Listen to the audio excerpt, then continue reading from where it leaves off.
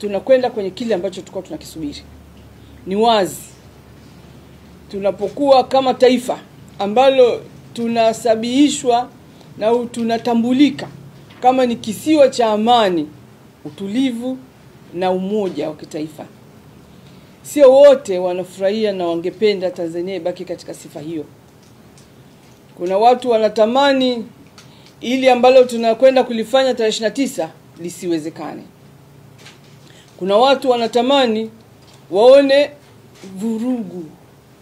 Lakini kama mkoa na kama taifa, dalili zozote za aina ya uasi, vurugu, fujo hazijaonekana, na sisi tunajua ni kutokana na uelewa mpana wa wananchi wa Tanzania na wananchi wa Tanga kwa ujumla.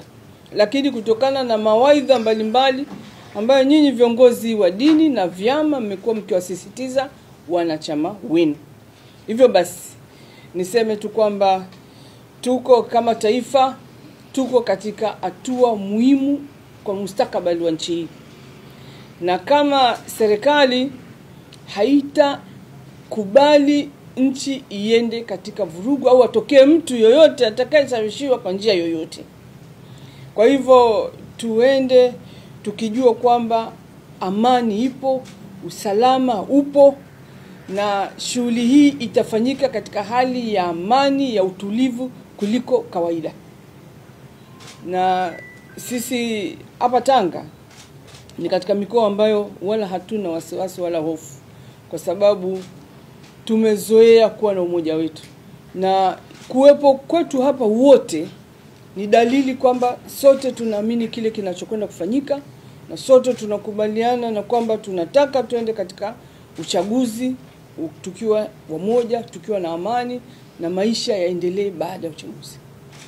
Na nitoe tu onyo kwa yule ambaye atajaribu kutaka kujaribu,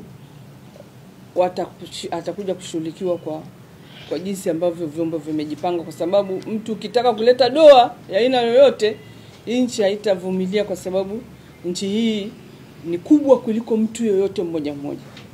Siku ya tarehe 29 ndo siku wananchi wanakwenda kutimiza haki yao ya kidemokrasia ya kuchagua kiongozi ambaye wanamtaka. Niwahakikishie wananchi wa mkoa wa Tanga kwamba hali ya usalama siku hiyo itakuwa vizuri, lakini vile vile tutambue kwamba amani ya nchi yetu ni muhimu sana.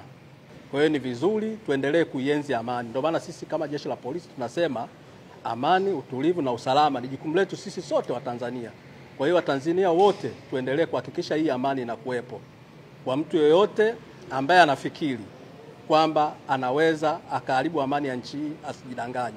Jeshi la polisi na vyombo vingine vya ulinzi na usalama tumejipanga vizuri, kama alivyoeleza mwenyekiti wa kamati ya ulinzi na usalama kwamba sisi vyombo tuko vizuri sana kuhakikisha uchaguzi, sasa kipindi cha uchaguzi, lakini siku ya uchaguzi yenyewe na baada ya uchaguzi, kwamba amani ya nchi itaendelea kutamalaki.